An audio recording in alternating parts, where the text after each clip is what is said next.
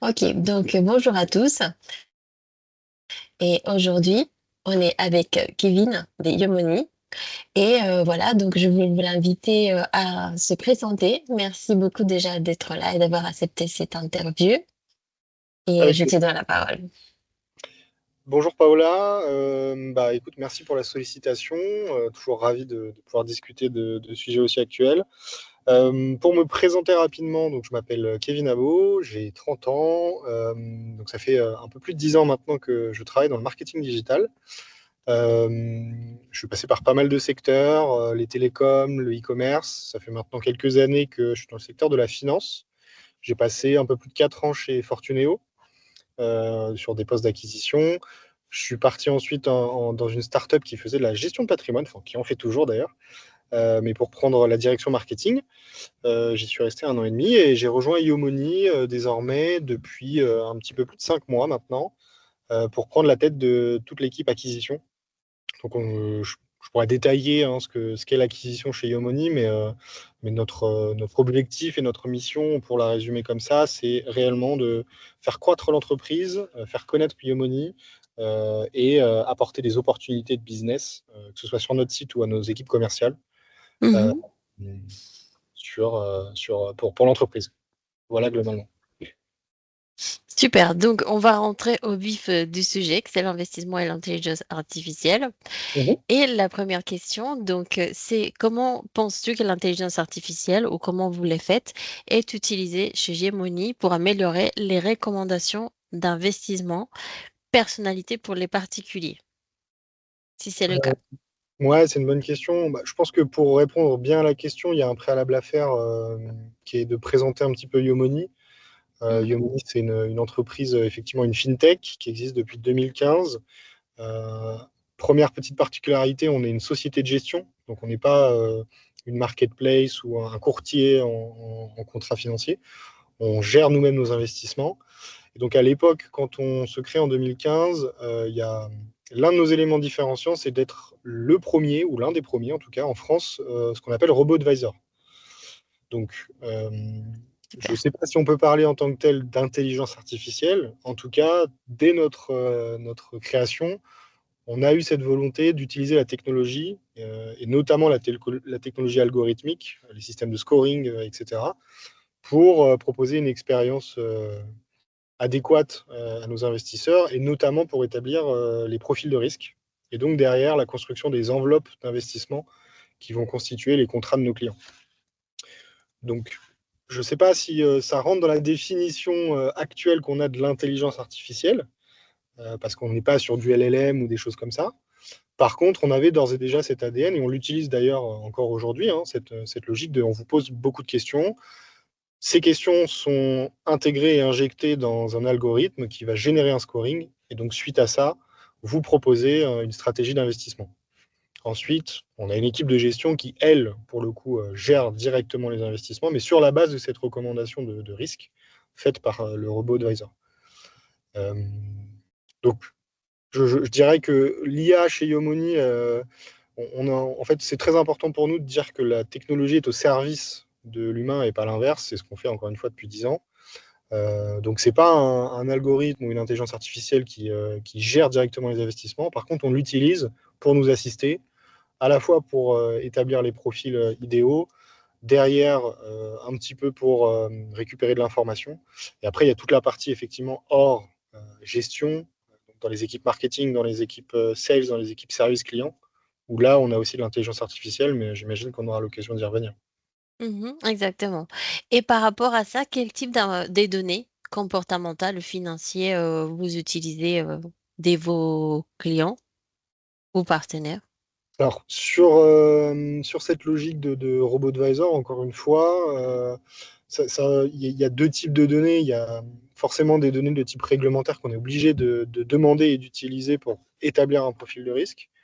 Euh, donc, c'est un petit questionnaire d'appétence au risque sur la connaissance des marchés financiers, ce genre de choses. Tout ça est intégré dans notre parcours de souscription d'ailleurs. Mmh. Ensuite, on a forcément tout ce qui est données de type personnel, mais en tout cas, voilà, tout ce qui est patrimoine financier, patrimoine immobilier, revenus, montant d'imposition, voilà, les données financières qui nous servent aussi à établir les montants d'investissement et les réponses aux besoins de nos clients. Et c'est pour l'essentiel, voilà, ça tourne autour de ça. Il y a tout le pool de données personnelles qui nous sert à la qualification et à bien répondre aux besoins. Et ensuite, tout le pool de données plus réglementaires qu'on est obligé de demander pour des questions légales, mais aussi pour protéger au mieux nos clients et leur faire les meilleures propositions par rapport à leurs capacités et à leurs besoins. Et on se sert de tout ça.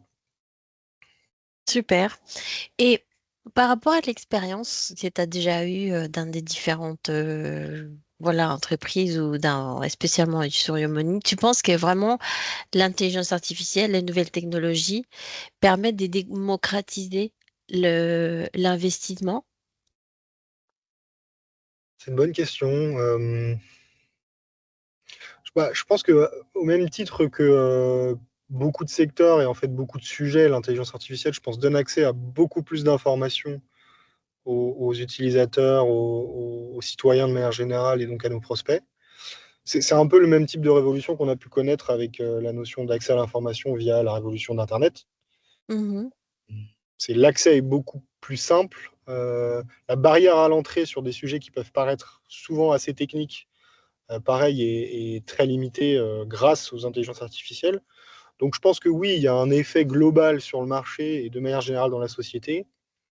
Maintenant, de là à dire que l'intelligence artificielle en tant que telle euh, génère plus de business et nous amène beaucoup plus de clients de manière brutale, j'en suis moins sûr. Je pense que c'est un mouvement de fond qui est Mhm. opéré avant l'arrivée de l'intelligence artificielle, en fait.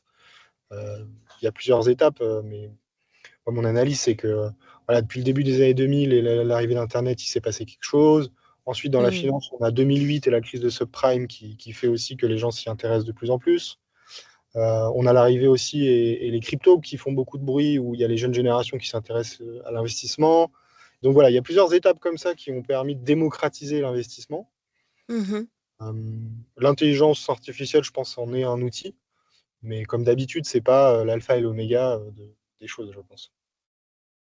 Et dans cette même logique, peut-être tu penses que en même temps, l'utilisation de l'intelligence artificielle dans l'investissement peut par contre creuser des inégalités ou séparer les investisseurs déjà un peu expérimentés des nouveaux ou des personnes qui savent rien du tout ou qui connaissent déjà. Je pense plutôt le contraire. C'est-à-dire que la manière dont fonctionne l'intelligence artificielle a tendance à, comme je le disais, à donner davantage accès à des informations qui paraissent complexes. Là Hmm. où le moteur de recherche, dans la manière dont il est construit, donc sur la manière dont on avait cherché de l'information avant les intelligences artificielles, demandait déjà un minimum de connaissances pour savoir quoi rechercher et trouver les bonnes informations.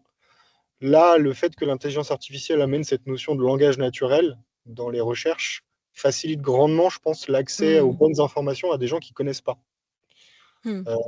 Donc je pense que c'est l'inverse. À mon avis, ça va, en tout cas sur l'accès et sur la prise de bonnes décisions, je pense que l'IA permet justement de réduire un petit peu les inégalités parce que ça demande beaucoup moins d'efforts, beaucoup moins de temps en fait pour avoir la bonne information et prendre des décisions éclairées.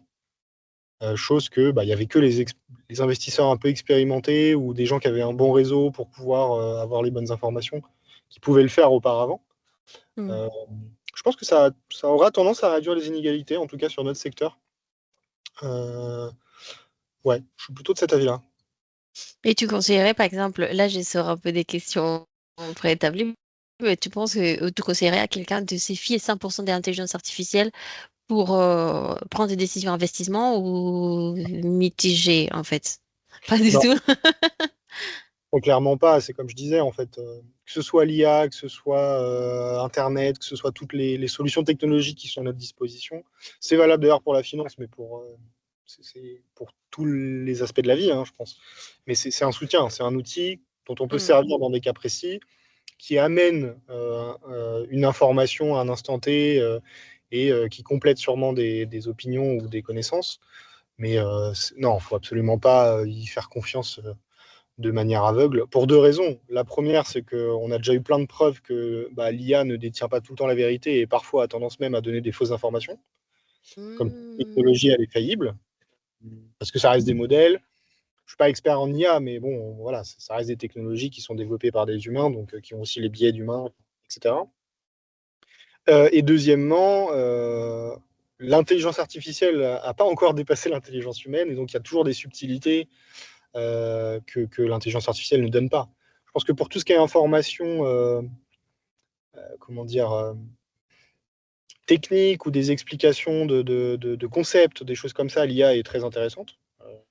Voilà, comment fonctionne la bourse, Hmm. quoi une action, euh, c'est quoi un PER, c'est quoi la déclaration fiscale, ce genre de choses, c'est très intéressant.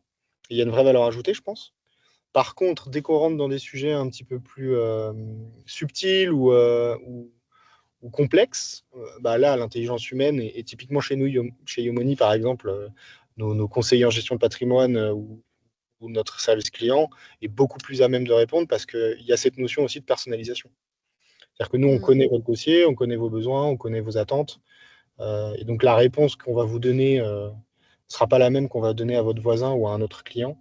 Et ça, l'IA, pour l'instant, est capable de le faire, parce que si vous donnez plus d'informations, en théorie, elle serait Oui. capable de le faire, mais elle Hmm. ne pourra pas prendre en compte toutes les subtilités nécessaires.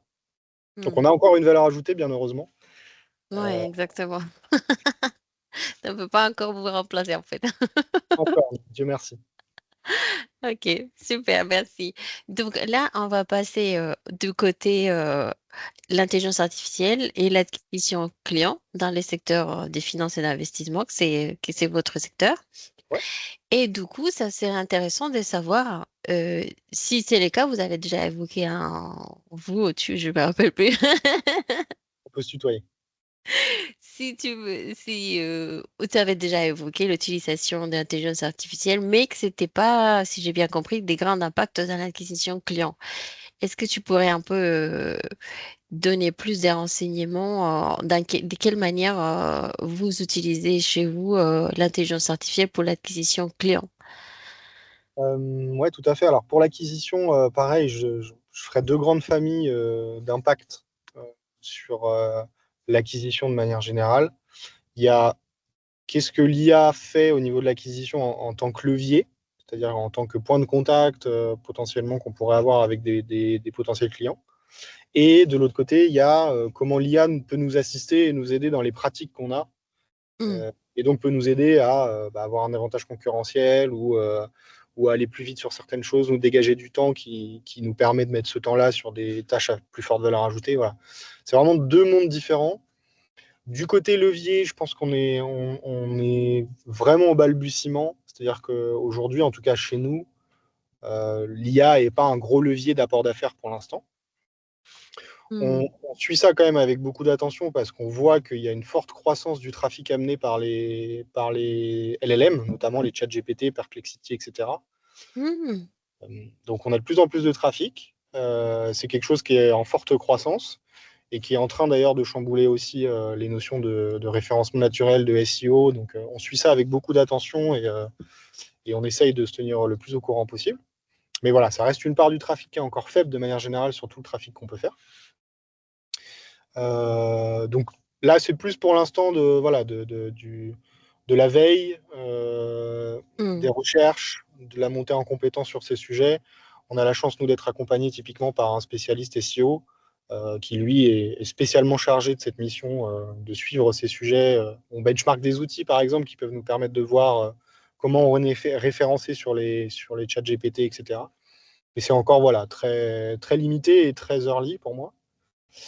Et donc, deuxièmement, et je pense que de ce côté-là, l'impact est plus important, c'est par contre, en tant que professionnel du marketing et de l'acquisition, comment on peut se servir de ces outils-là Hmm. pour faire mieux notre métier, le faire plus vite, et en fait nous dégager pas mal de temps sur des tâches qui, au préalable, enfin auparavant, pardon, nous prenaient un peu de temps sans créer forcément beaucoup de valeur. Et désormais, en fait, nous prennent beaucoup moins de temps parce que c'est automatisé ou parce que l'IA peut le faire à notre place. Donc là, pour donner des exemples concrets, on est en train d'explorer Mm. typiquement le sujet des agents IA, euh, d'avoir un agent IA via ChatGPT, donc un GPT custom de notre côté, qui nous permet d'analyser nos campagnes sur le search payant et le social ads, euh, Mhm. qui est connecté directement à nos plateformes publicitaires et qui peut nous faire des analyses de performance, qui peut nous faire des recommandations pour améliorer nos campagnes, ce genre de choses. C'est un exemple parmi tant d'autres. Mais voilà, voilà ce à quoi ça peut ressembler. Et pour l'instant, à l'instant T, l'impact il est plus fort de ce côté-là que sur Mm. l'impact levier et apport d'affaires pour moi. Mm. Et comment tu vois l'utilisation de l'intelligence artificielle pour l'acquisition client dans l'avenir? Quelles sont les perspectives, les enjeux, les limites? Qu'est-ce que ça pourrait ajouter en plus, en fait, de ce qu'on a déjà et ce qu'on connaît déjà? Euh, Pas facile comme question, parce que c'est des réflexions qu'on a en ce moment même, hein, donc ça bouge en permanence et c'est Mm. difficile de prévoir vraiment exactement ce qui va se passer. Moi, mon avis, c'est que ça va changer beaucoup de choses, c'est sûr. C'est un nouveau point de contact et une nouvelle manière de consommer Internet et de consommer de l'information et aussi de faire des achats. Euh, Mhm. je pense par exemple ouais, on est vendredi, donc hier il y avait la conférence Google annuelle sur les solutions marketing, le Google Marketing Live, qui est un peu la grande messe de Google sur leurs outils publicitaires et les choses comme ça, que je conseille d'ailleurs si tu as l'occasion de la suivre. Et bah, on sent typiquement que la notion d'intelligence artificielle est totalement imbriquée pour eux et qu'ils y vont très fort, et donc que ça va modifier la manière dont on va pouvoir toucher nos prospects. Il y a une Mm. notion, par exemple, nous, dont on parlait souvent avant, qui était la notion de funnel, avec... C'est ça que je pensais. Je pensais exactement. Est-ce que l'intelligence artificielle a eu une répercussion sur les tunnels des conversions, en fait? Est-ce que ça modifie, vu que c'est un nouveau point de contact? Est-ce que ça diversifie? Est-ce que ça le modifie? Voilà, je pensais exactement à ça. les grands esprits se rencontrent. Je pense pas que ce soit que l'intelligence artificielle qui a modifié le funnel, en fait, ça c'est intervenu avant. Mm. C'est-à-dire que là où Google, par exemple, explique qu'auparavant, on avait le funnel que tout le monde connaît, à savoir awareness, considération, conversion et fidélisation par la suite. Et que là, on est plus sur des funnels de type scroll, stream, shop. Donc voilà, ça modifie. En fait, c'est plutôt les outils technologiques qui sont arrivés depuis pas mal d'années, qui ont modifié la manière dont les gens consomment Internet et utilisent les outils technologiques. Donc l'IA, elle renforce ça, parce que ça crée Mhm. encore un nouveau point de contact, une nouvelle manière d'acheter, une nouvelle manière d'être consommateur. Mais c'est pas que elle, pour moi, qui a révolutionné la chose. C'est voilà, une pierre de plus dans la modification des parcours d'achat. Et après, sur les parcours d'achat qu'on peut avoir, par exemple, chez Umoni, dans nos parcours de souscription, là, oui, l'IA peut nous aider, par exemple, à identifier des soucis dans le parcours ou des gens qui s'arrêtent dans un parcours, et donc de pouvoir beaucoup plus facilement remonter l'information et répondre à leurs questionnements ou aux points de blocage qu'il pourrait y avoir. Ça aide aussi nos conseillers à pouvoir qualifier les prospects qui sont rentrés dans notre tunnel un peu plus facilement. Voilà, mais c'est toujours des cas très précis. Pour moi, pour l'instant, l'IA a pas. On est encore en train de découvrir ce qu'elle est capable de faire de manière Mm. globale.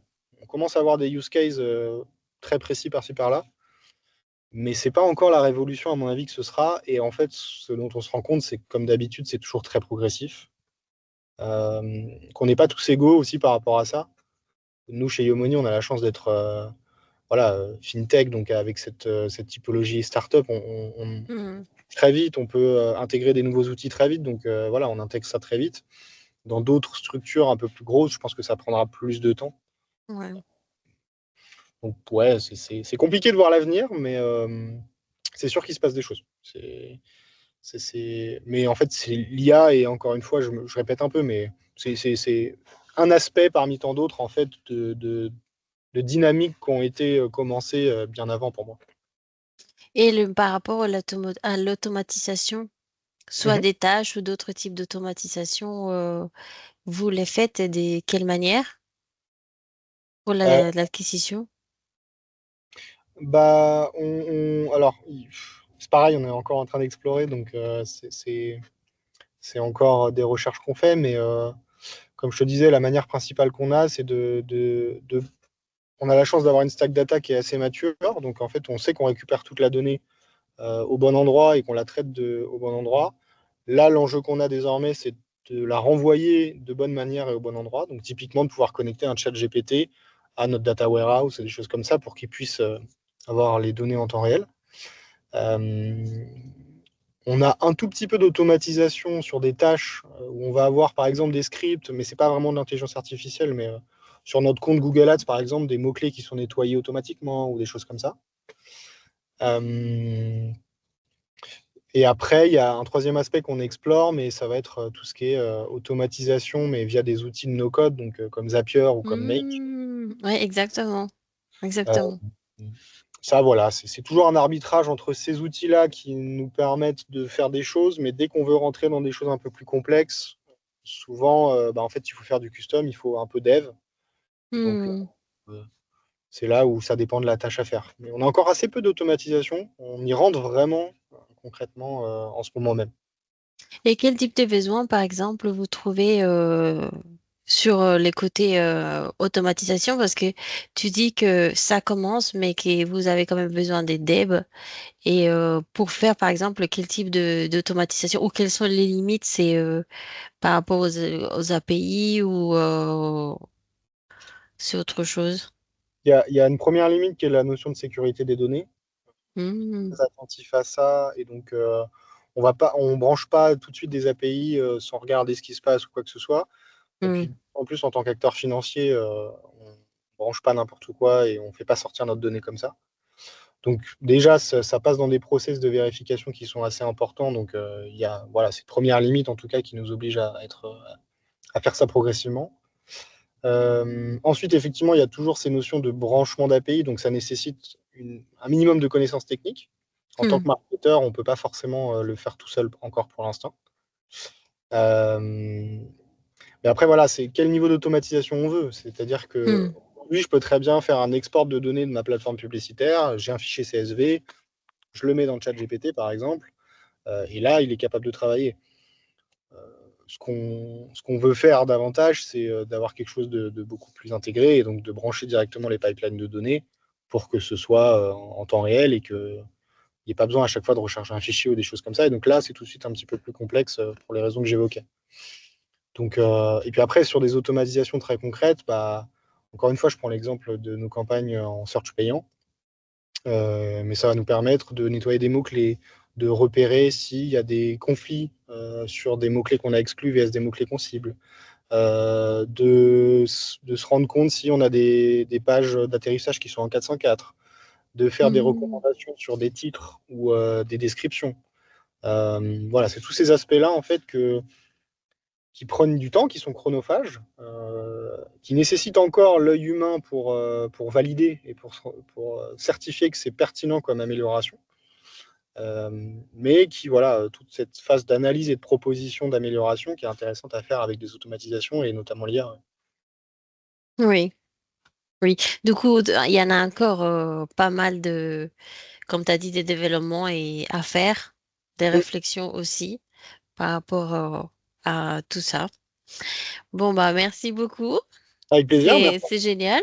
Après, si tu pourrais donner, faire une conclusion par rapport à tout ce qu'on a discuté, d'un côté, intelligence artificielle et investissement, et de l'autre côté, et aussi intelligence artificielle et acquisition client, disons une phrase par thématique clé que tu voudrais dire, il faut enregistrer ça, le savoir, hein, le tenir en tête. Ouais, côté investissement, j'aurais tendance à résumer ça par il faut pas rater le train, mais il faut être vigilant et attentif. Voilà. Faut pas Mhm. prendre tout pour argent comptant, mais il faut se tenir au courant de tout ce qui se passe, c'est sûr. Et côté acquisition, même élément, mais surtout, pour moi, c'est le début de l'histoire. On est encore très tôt. Mm. Tout, tout a été très vite sur les Mm. sujets d'intelligence Tout le artificielle. temps. Voilà, on s'en rend pas compte, mais en fait, ça fait pas tant de temps que ça. Donc c'est plus pareil, il faut tester, il faut regarder ce qui se passe, pas rater le train non plus, Hmm. mais ne pas sauter sur la moindre occasion ou le nouvel outil qui sort, parce qu'en fait, il y a des outils qui sortent tous les jours et il faut prendre le temps de bien comprendre comment ça fonctionne. Très bien. Et j'ai aussi une question sur est-ce que chez Yomoni, à part les conseils et la gestion, disons, des patrimoines et voilà, des finances, et est-ce que vous avez aussi en tête l'éducation financière? Est-ce que ça, c'est un objectif ou un point sur lequel vous réfléchissez, ou c'est plutôt plus dans les conseils en fait? Bah oui, enfin, c'est même plus un point auquel on réfléchit, c'est dans notre ADN depuis notre création, parce que c'est un passage inévitable pour prendre en main son patrimoine et prendre en main ses investissements. Euh, donc oui, c'est quelque chose qu'on fait depuis plus de 10 ans. Il y a énormément de manières de le faire. La première, c'est de faire ce qu'on fait au quotidien, à savoir la transparence, d'expliquer comment fonctionnent les choses, d'expliquer quand tout va bien, d'expliquer quand tout va mal. Euh, Enfin voilà, en tout cas quand il y a des turbulences. Je pense notamment récemment aux turbulences qu'on a connues avec le président Trump et les annonces de taxes Mhm. douanières. Bah, de notre côté, on a produit beaucoup de contenu, on a appelé beaucoup de nos clients pour leur expliquer ce qui se passe. On a fait des contenus, des webinars sur les notions de biais cognitifs. Voilà. Oui. Donc oui, c'est inévitable, c'est super important. Par contre, il faut multiplier les sources. Je pense que nous, en tant que conseiller en investissement et société de gestion, on est très à même de vous expliquer comment ça marche. Ce qui n'empêche pas qu'il faut multiplier les sources. C'est un apprentissage continu. C'est pareil, la bourse évolue très vite, il se passe tout le temps des nouvelles choses. Mais l'éducation financière est, je pense, indispensable d'une part pour se rendre compte qu'il y a beaucoup de choses à faire en général dans ces logiques d'investissement. Euh, et d'autre part, pour être sûr de bien comprendre ce qu'on fait, qu'on a le bon contrat, qu'il n'y a pas mieux ailleurs et surtout qu'on ne se fait pas avoir. Parce qu'il faut le dire, hein, tous les contrats, les possibilités d'investissement ne se valent pas. Tous les besoins sont différents aussi. Donc l'éducation financière permet surtout de les Hmm. comprendre et de pouvoir y répondre au mieux. Très bien. Bah, c'est très important. C'est un des axes, je dirais, des ma sujet de thèse aussi. Tout ça va vers aussi l'éducation financière.